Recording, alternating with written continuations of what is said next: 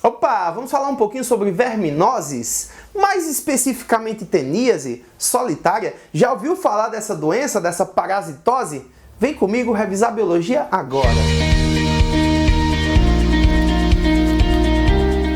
E aí, fofinhos, beleza? Eu sou o professor Jean Brito e esse é o canal Biologia na Veia, um canal de apoio aos seus estudos, e aqui a gente vai te dando dicas para você conseguir acertar mais questões, resolvendo questões para te mostrar o que normalmente cai mais em provas, revisando o conteúdo, com alguns resuminhos para vocês, tá certo? Nosso canal é um canal gratuito de apoio ao aluno, tá certo? Nosso objetivo é o seu objetivo. O objetivo é da aprovação, tá certo? Vamos lá, vamos juntos revisar agora um pouquinho a respeito de verminose.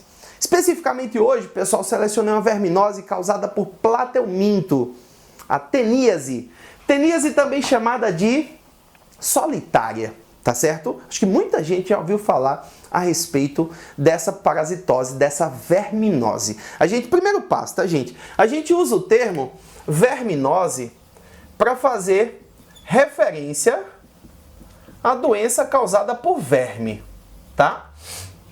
Verminose. As verminoses, elas também podem ser chamadas de helmintíases, pois os vermes também são chamados de helmintos. A verminose pode ser causada por um plateuminto ou por um nemateuminto. No caso especificamente da teníase, essa doença ela é causada por um plateuminto.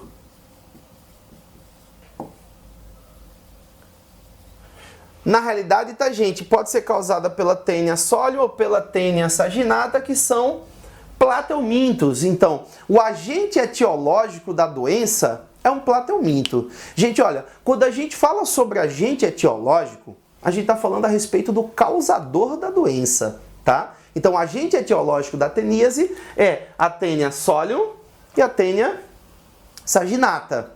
Detalhe, ó, pessoal, para essas tênias, o hospedeiro intermediário ele muda. A gente costuma dizer, ó, que a Taenia solium é a tênia do porco, porque ela usa como hospedeiro intermediário o porco. Já a Taenia saginata, ela tem como hospedeiro intermediário o boi. Então a gente costuma dizer, essa é a tênia do porco, essa é a tênia do boi, porque elas têm hospedeiros intermediários diferentes, ó. Taenia solium, hospedeiro intermediário é o porco. Taenia saginata, hospedeiro intermediário é o boi. Ô Jean, eu consigo diferenciar, você podia perguntar para mim, eu consigo diferenciar essas duas tênias de alguma forma? Eu fiz os desenhozinhos aqui para vocês perceberem que realmente dá para fazer uma diferença pelo Scolex desses organismos, tá? Vou botar aqui o nome Scolex, ó.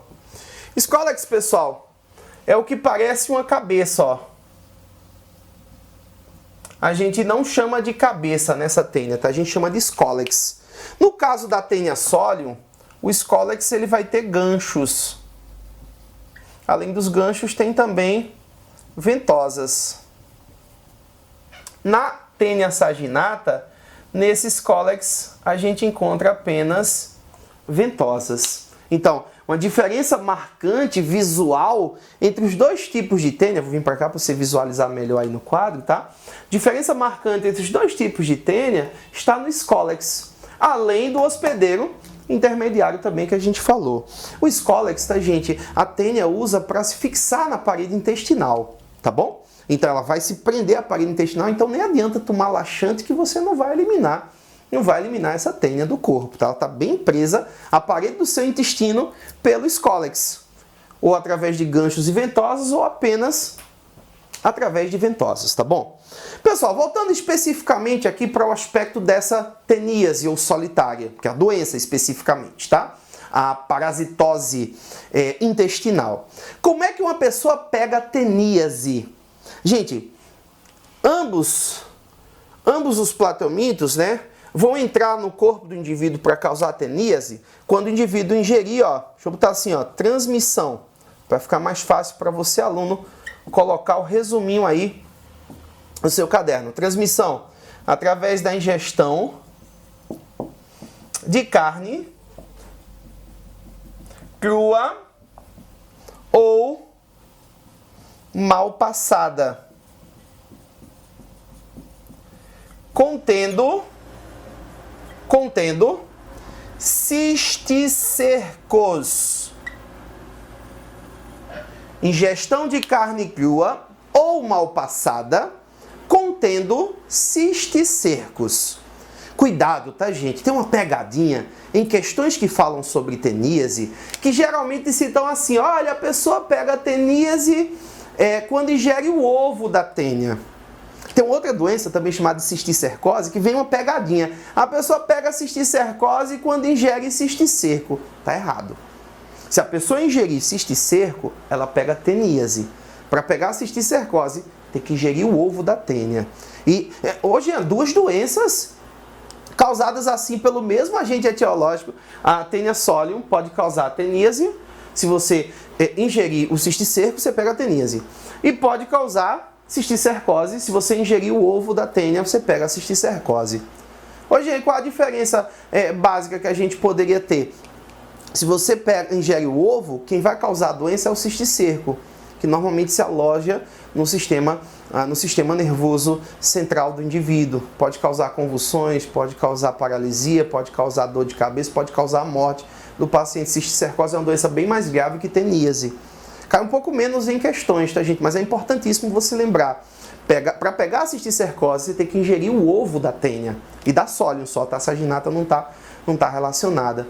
E essa cisticercose é uma doença bem mais grave que a teníase. Hoje esse ovo da tênia está onde? Está na carne também? Não. O ovo da tênia você vai encontrar em alimentos e água contaminados com fezes de humanos doentes. É aquela fruta que não foi bem lavada, a verdura que não foi bem lavada, a água que não foi tratada, podem ajudar a transmitir essa doença, tá bom? A teníase você pega pela ingestão de carne crua ou mal passada contendo cisticerco. Essa carne, tá, gente? Vai ter que ser uma carne de boi ou uma carne de porco. Existem alguns tipos de salmão que podem conter um determinado tipo de tênia, tá? Mas esse salmão ele não é típico aqui do Brasil. Então a gente não encontra normalmente essa teníase transmitida através da carne crua ou mal passada do salmão. Então a gente foca principalmente nessas duas tênias aí relacionadas à teníase e citadas em alguma questão daqui do Brasil. Principalmente a gente vai focar nessas duas, tá bom? Gente, se a gente sabe como transmite essa doença, a gente sabe como evitar ela. Quais são as medidas profiláticas para uma doença que é transmitida pela ingestão de carne crua ou mal passada? Fiscalização de açougues, fiscalização de matadouros, fiscalizar as carnes. A carne que tem cisticerco, gente, o fiscal, ele consegue identificar, especializado nisso, ele, né, tá trabalhando nessa área, ele consegue identificar o que a gente costuma chamar de canjiquinhas ou pipocas na carne, que são manchinhas branco, amareladas, tá? Isso vai identificar que a carne está imprópria para o consumo, tá? Não comer carne mal passada seria outra medida profilática. Tratamento, né, de seres que indivíduos que estão contaminados, para evitar que o parasita permaneça no próprio ambiente, tá? O tratamento diagnóstico, tratamento também, né, identificação, principalmente o foco principal desse tipo de parasitose, especificamente teníase, vai ser evitar a ingestão de carne mal passada ou carne crua, tá? Fiscalização de matadouros, fiscalização de açougues, fiscalizar a carne, procedência dessa carne, tá bom? Aquela carne carimbada, geralmente, ela tem uma certa procedência, tá bom? Outro detalhe, pessoal, a tênia, ela é chamada de solitária porque ela vive sozinha no intestino humano, tá? Vive sozinha, é hermafrodita e faz autofecundação, isso é reprodução sexuada, tá? Por isso que o ser humano, tá, gente? O ser humano é o hospedeiro definitivo nessa teníase. Porque dentro do corpo humano ela reproduz de forma sexuada. No hospedeiro definitivo e somente no hospedeiro definitivo o parasita consegue reproduzir sexuadamente. No corpo do boi ou do porco o parasita só reproduz de forma assexuada, tá bom? Então detalhe, a tênia vive sozinha e ela ainda libera uma substância química que impede a fixação de outras tênias no intestino. Num caso clássico de amensalismo, isso pode ser caracterizado como amensalismo também, tá bom? Então ela reproduz sexuadamente. Normalmente, pessoal, o humano contaminado elimina tanto ovos através das fezes, como elimina proglótides. Normalmente essas proglótides elas estão gravídicas quando são eliminadas através das fezes. Então, diagnóstico dessa doença vai ser através de exame de fezes. No exame de fezes vão sair ou ovos de tênia ou proglótides de tênia. E muitas vezes até podem conter os dois, tá certo? Pois bem, gente, essa foi a nossa aula sobre teníase solitária. Isso cai bastante em questões de vestibulares e já caiu na prova do Enem. Espero que vocês tenham gostado, tá? Me sigam nas redes sociais, tá certo? @Jean Brito. Vamos juntos estudando, eu e você, até a sua aprovação.